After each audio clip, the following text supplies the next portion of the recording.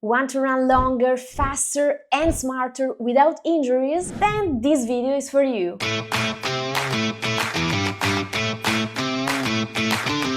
Hey fellow runners, welcome back to another video of the Running Bible Intermediate Edition, a series for all the confident runners who've mastered the basics and are now hungry for more. This video is gonna be about how to train smarter, not just harder, when it comes to running longer distances. And as I've been running for over 15 years now, I'm a certified running coach and of course made all the possible mistakes. I'm not here to judge anyone, but I'm here to help you avoiding falling in all the same pitfalls. So by the end of this video, you're gonna be able to run longer without injuries and with more ease. If you apply, of course, all the upcoming tips. So let's jump straight into them.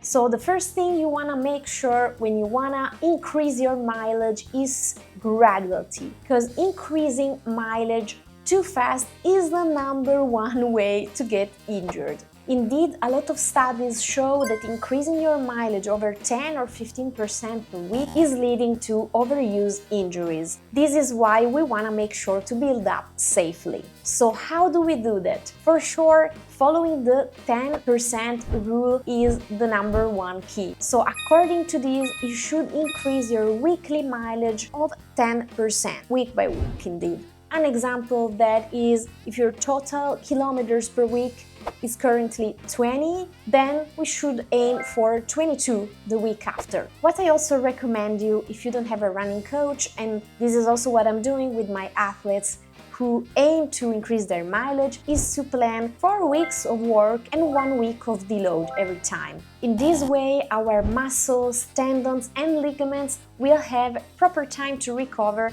after new stimuli and tough training. Another smart thing you can do additionally is to track your training load, take notes on how your single sessions went and be really aware of where you are, and as well to listen very carefully to warning signs. If you've been noticing some soreness, some fatigue, some chronic pain, then this means you should reduce your load. You're increasing your mileage, your training load too fast, and your body hasn't had time to adapt to it properly yet. This is why it's really important to be very mindful and conscious that it's gonna be a long journey. It doesn't happen overnight. And trust me, I built this knowledge around endurance also by making all the mistakes, as I mentioned. I ran 2 marathons without proper preparation. I didn't give my body enough time to adapt to that mileage, and I ended up, yes, finishing both marathons, but at a very high expense for my body and my joints, especially my joints. This is why I'm telling you to be gradual. I don't want to limit your potential. I know you can do it. This is just about being wise, smart about it, respecting our body's timing. It's gonna really pay off on the long term. Another thing that we wanna pay attention to when building up more mileage is the pace of your easy runs. Because if your goal is indeed to increase mileage, we don't want to do those easy runs in zone 3 and up to that. But we want to stay in that famous zone 2. It's scientifically proven that running in zone 2, that conversational pace, is the zone you want to keep if you want to build base endurance. The formula is really simple in here. Long runs, easy runs. And sticking to this rule will also spare glycogen reserves for later speed works, and you want to use those glycogen reserves for your speedy sessions, not for your long and easy runs. If you have a good sports watch, or even better, a heart rate strap, you can measure your heart rate and you're gonna see directly on your device your zone of effort, and this is of course gonna be very helpful in sticking to this rule. So pay attention to stay in that zone. If you doubt about it, then you can also use the nose-mouth breathing rule. I mentioned it 100 times in many other videos, so if you're not familiar with that, maybe it's time to consider subscribing to this channel. Another important thing to take into account is to manage our weekly mileage. Being able to run longer, it's not just about running more miles or kilometers, but it's also about distribution of intensity in your week and in your whole training cycles. We are speaking basically of training periodization. And if you aren't familiar with that yet, I made a video specific on this topic, so make sure to check it out. Here's an insider tip as a running coach. So focus on increasing the duration or mileage of your weekly long run. I usually place it in the weekend for my athletes because I know that's when you have most of the time to do that. And if you're mixing already different intensity during the week, like tempo runs, intervals, fartlek, always aim at the 80-20 rule. With that, you never go wrong. It's really an evergreen. So 80% of your training easy and 20% hard. So how do we structure a training week? We want to have for sure a long run, and as I mentioned, this is where you're gonna increase your mileage gradually. Then we have 1-2 harder sessions, then we have just some easy runs to recover, the so-called recovery runs, and of course rest and recovery. If you're doubtful on how to structure your training plan, I also made a video about it, so check it out. Another super important thing I want to remind you of is to include some cross-training and strength training in your schedule. You probably already know it, but it's always a good reminder. Running alone isn't enough to build a strong, injury-free, hopefully proof body. We all know that running is a high-impact sport, especially on your joints, so it's a pretty good idea to vary a little bit your training. My suggestion is to include 2 weekly sessions of strength in your schedule and include work like core, hips, glutes, and upper body. Short sessions are more than enough. What matters here is consistency and to do functional strength. No need to do bodybuilding, for instance, just some body weight exercises or a little bit of dumbbells, and even better, aim for functional exercises like squat, lunges, deadlifts, planks that mimic running movement, and that's why we call them indeed functional. So find a way to make it fun for you. Maybe it's your favorite YouTube workout or training at a nice gym, whatever helps you. Don't forget your strength work and cross training.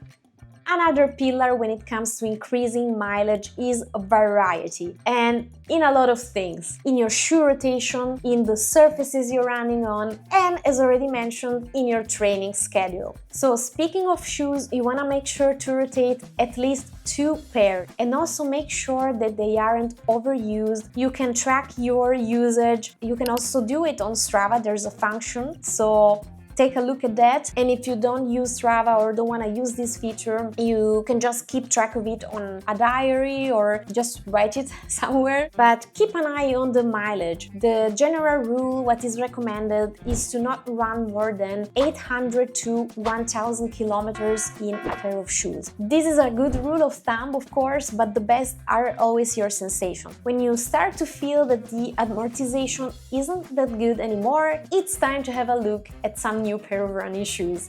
Another thing you wanna vary, as I mentioned, are the surfaces you're training on. So try to make it various. Vary between asphalt, trails, gravel, track. This will give your body and your muscles, especially, new stimuli.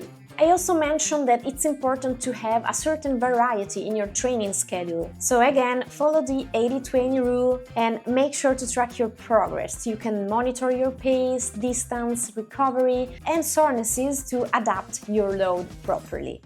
And something you really don't want to fail at when increasing your mileage are your fueling and your recovery, because increasing mileage also demands more attention to that. So make sure to fuel and hydrate properly, and also keep an eye on your recovery and on your stress levels. Science shows that inadequate fueling and recovery lead to poor performance and, of course, to a higher injury risk. So make sure when it comes to fueling that you eat your carbs before, during, and after your long runs, and as well eat plenty of proteins for muscular repair, especially straight after your training. And also learn how to hydrate during long runs. This is really key. And adjust it to the weather conditions. If it's hotter, there's more humidity, so you're gonna need to hydrate more often, and probably also replenish your electrolytes reserves. And again, awareness is really important. If you've been noticing sorenesses, fatigue, extreme tiredness, it could mean that you're not fueling and recovering properly. Because following your training plan, giving your max, unfortunately won't be successful without proper nutrition and recovery. So a lot of practical tips in here, but let's not just forget that also the mental part plays a huge role. This is why I also prepared a couple mental tricks for you. First mental trick to tackle those longer runs is to split them into blocks. So if you're running, for example, 15 kilometers, you don't want to think about the whole distance, but you want to break it into chunks. So you start approaching that run as a 5K run. Easy peasy, of course. Don't give your max, please. So you're gonna run this 5K, and then once you're done with them, you just think about the next 5K until you don't reach 15K. This will really help you mentally to stay longer on your feet. And if splitting your distance mentally isn't enough, you can also try to do it in a practical way. So you can run, for example, 10 kilometers in the morning and 5 in the afternoon. And this is really gonna help you mentally to approach longer distances. I also wanna mention that you don't need to be afraid of taking breaks. Taking breaks